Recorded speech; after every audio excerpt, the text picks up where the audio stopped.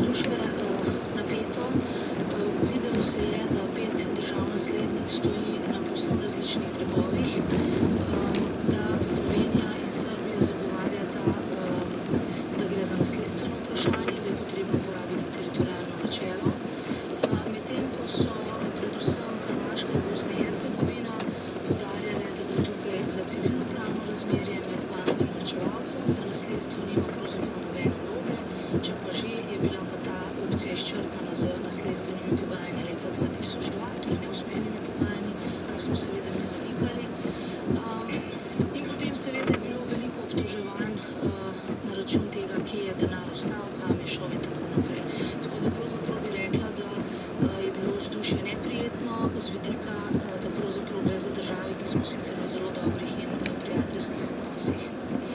Ali je sodišče ugodilo tožnikom varčevalcem za to nekako tudi izhaja iz sodbe, če preberemo, ker so na pravico oziroma svoj denar ti ljudje čakali predolgo. Države naslednice pa se o tem niso mogli dogovoriti. Skratka, je bil čas tudi tisti, ki je zmotil sodišče. Sigurno je to bil eden izmed elementov.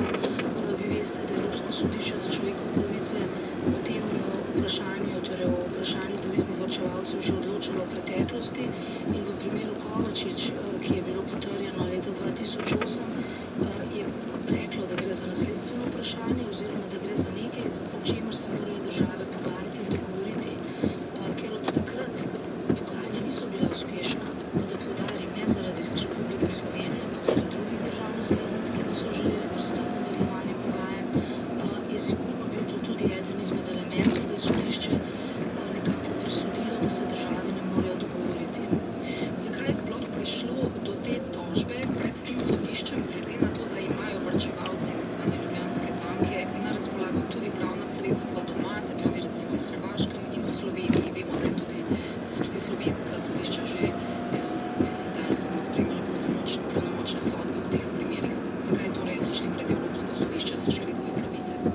Ja, pred Evropsko sodišče za človekove pravice se posameznik lahko obrne takrat, ko izčrpa notranja pravna sredstva, torej ko izčrpa pravna sredstva v državi, kjer je primarno tožil, in pa Tajerska avtocesta je zaradi izpada elektrike v predoru Jasovnik zaprta v obe smeri. Na odseku Vransko-Trojane torej voznikom priporočamo obvoz po regionalni cesti. Slovenija in Srbija kršili tudi pravico do učinkovitega sodnega varstva, pravnega varstva, zato ker ne omogočata izvršbe pravnomočnih sodb na teritoriju Republike Slovenije konkretno. Gospod Gaspari, kakšno sporočilo je ta sodba sodišča za evropsko javnost? Ali smo osramočeni? Je Republika Slovenija groba kršiteljica človekovih pravic? Razloga za kaj take, že to, da je isto sodišče v enaki zadevi dvakrat različno odločba, kaže, da seveda nima popolnoma enakega stališča vsakič posebej, ko se odloča drugič. Ne vem, jaz moram reči, da še zdaj ne razumem, v čem je Slovenija kršila to pravico, če vse njeni zakonodaji zapisano, da bo poravnala svojo obveznost v skladu z nasledstvenimi sporazumi. Konec koncev ta sodba Evropskega sodišča, če jo primerjate z mednarodnim sporazumom, ki je ratificiran v Združenih narodih v nasledstvenih vprašanjih, je šla preko tega sporazuma in je v bistvu na nek način razveljavila določila tega sporazuma v tistem delu, kjer ta sporazum zahteva držav članic naslednic, da se pod okriljem Mednarodne banke za obnovo za mednarodne poravnave dogovorijo o prevzemu teh obveznosti. Mimogrede, to se bi dalo zelo jasno ugotoviti, če bi ti dve banki, tako v Zagrebu kot v Sarajevu, šli po vseh normalnih poteh pravnih v stečaj. Bi šli v stečaj, bi se morala realizirati garancija oziroma jamstvo za devizne vloge teh varčevalcev. Takrat bi se zelo jasno postavilo vprašanje, kdo je garant za te vloge oziroma devizne vloge. Narodna banka Jugoslavije? Ne, bila je garant federacije bivše države. Narodna banka Jugoslavije je bila pa izvršilec te garancije v neposrednih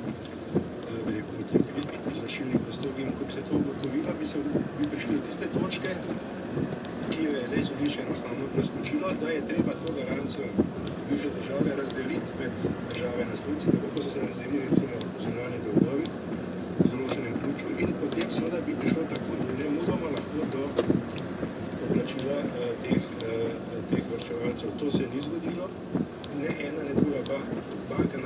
Zagrebu in ni bilo dopuščeno poslovati in ni bilo pa tudi dopuščeno umreti. To se pravi, ostala je nekje na pol poti, brez kontakta za svojo centralno banko in seveda onemogočena kakršnega koli normalnega poslovanja, pri čemer je še to morda ni mnogim jasno, da so postopki za unovčitev premoženja, ki bi lahko na razpolago za poplačilo varčevalcev, ker konec koncev banke ne zmenili ni bilance, na Hrvaškem ni bilo omogočeno. Stečajni postopki pomembnih podjetij, ki so bili komiteti te banke, so se končali ali pa se sploh niso končali na način, ki bi omogočil Ljubljanski banki, da izvrši svoje obveznosti. V Sarajevu je pa prišlo pod veste do tega, da so najprej to banko aneksirali oziroma nacionalizirali, potem pa čez čas s pravnimi akti za nazaj zopet pretvorili ta status v predhodno stanje. Tako da jaz mislim, da če bi sodišče res dovolj natančno upoštevalo ta in še mnoga druga dejstva, ki so dokazljiva, potem seveda bi lahko morda prišlo do enakega zaključka kot je, samo bi bila obrazložitev precej drugačna.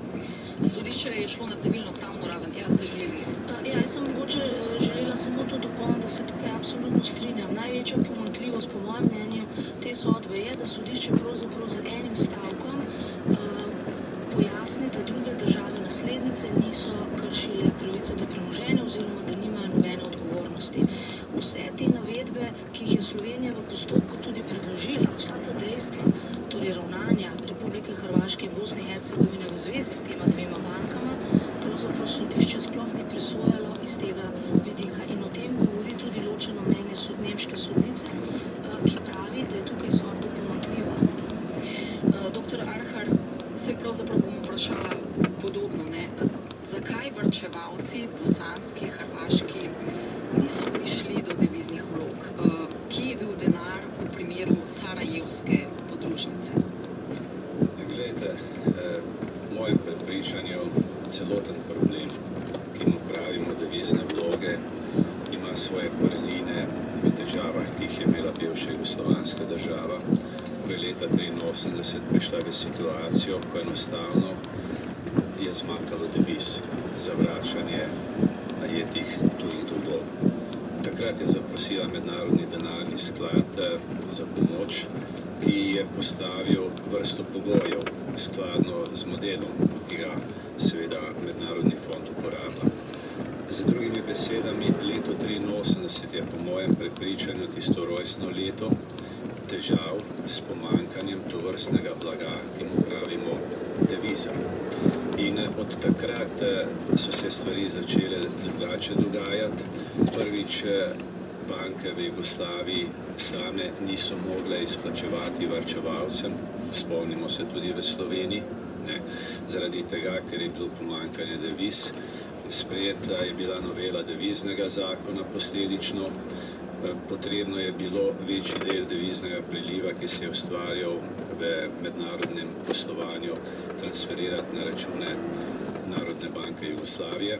Tako da nenazadnje je takrat prišlo tudi do sklenitve nove pogodbe z upniki, z londonskim klubom, se znamenito solidarnostno klavzulo, eden za vse, vsi za enega. Tako da hočem poudariti, Sistemsko raven. Sistemska raven, a ne, to se pravi, problem v vseh bivših republikah enak. Ni bila Slovenija izvzeta. Ne pozabimo, ko se je Slovenija osamosvojila, ko je zamenjala valuto, dinar za dolar, so banke v Sloveniji na računih v tujini, tako imenovane devizne rezerve, imele skupaj 170 milijonov nemških mark. Še isti teden je Narodna banka Jugoslavije poskušala blokirati te račune. Je poslala pisma vsem tujim korespondentom, naj to naredijo. Mi smo šli takrat v akcijo dokazovanja, da to ni potrebno, da to tudi ni upravičeno, in tuje banke so nam sledile. V začetku novembra 1991 smo šli v Washington predstaviti Mednarodnemu skladu, kaj se je dejansko zgodilo v Sloveniji. In recimo, kar je zanimivo, kar je bilo tukaj ravnokar poudarjeno, kaj se je dogajalo v Bosni. Sam sem šel 27. novembra 1991 v Bosno pogajati se z Narodno banko Jugoslavije, kako dejansko prevzeti zamenjanje dinarja v Sloveniji za tolarje se strani Narodne banke, da bi lahko Banka Slovenije tukaj odprla terjatev na podlagi predanih bankovcev. In takrat sem na povabilo predsednika vlade Bosne in Hercegovine, gospoda Jureta Pelivana, ga obiskal in takrat mi je sporočil, da so nacionalizirali Ljubljansko banko po vzoru, ki se je zgodil v Beogradu. Ampak da se pri vrnem k Miloševiću. vprašanju, dr. Arhar, zakaj varčevalci potem bosanski niso prišli do svojih vlog v tej banki, Glejte, v Sarajevo podružnici? niso prišli do vlog na